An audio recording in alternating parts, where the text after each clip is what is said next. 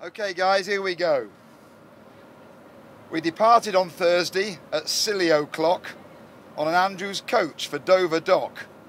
We raced down south as we had a fear, but the ferry strike was cancelled. We didn't half cheer. A game of bingo was particularly good, and before we knew it, we were in Sanctuary Wood. Bomb craters and trenches did abound.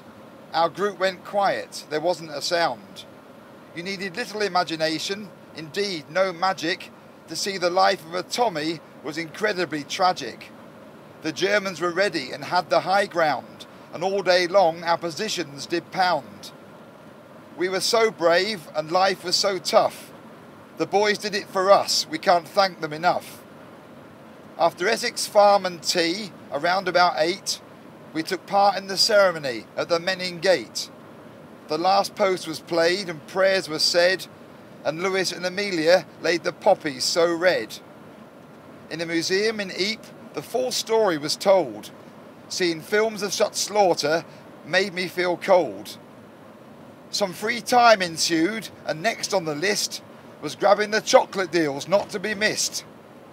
Back to business now, and it really hit the spot, seeing the ridge at Vimy and the memorial Tyne Cot. Staring at so many names of those killed over the years affected us all, and many shed tears. Maison Blanche next, where Germans are laid to rest. What a contrast, dark and sombre, definitely second best. This saddened me greatly, my mood turned grave. They deserved much better, they were equally brave. Deal or no deal helped pass the time. Otway was better than Noel in his prime. Amelia won cash, and I'd like to thank her for being nicer than the boys to the poor old banker. Tunnelling was crucial, we were to discover later. Mines were laid and exploded, as at Lochnagar crater. Men blown to smithereens, vaporised, no trace.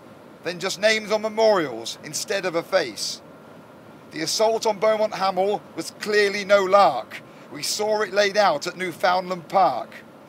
Going over the top was always on the cards, with a rifle in hand and getting shot within yards. I can't get to grips with this waste of lives, and who'd want the job of writing to their wives? Singing on the coach caused lots of smiles, then Teakvale Memorial, you could see it for miles. There are thousands of names for all to see, and they were all people with families just like me. Old Manor scholars were well in the mix, the number who died being 36.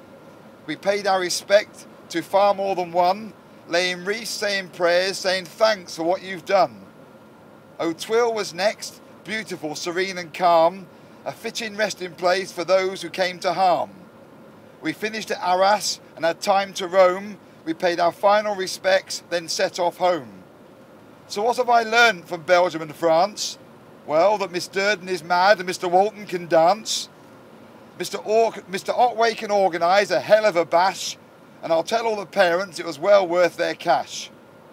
From what I've seen and the stories that were told, I appreciate the sacrifice from both young and old. War is so senseless, but ne'er forget this gem.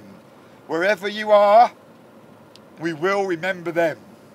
Thank you.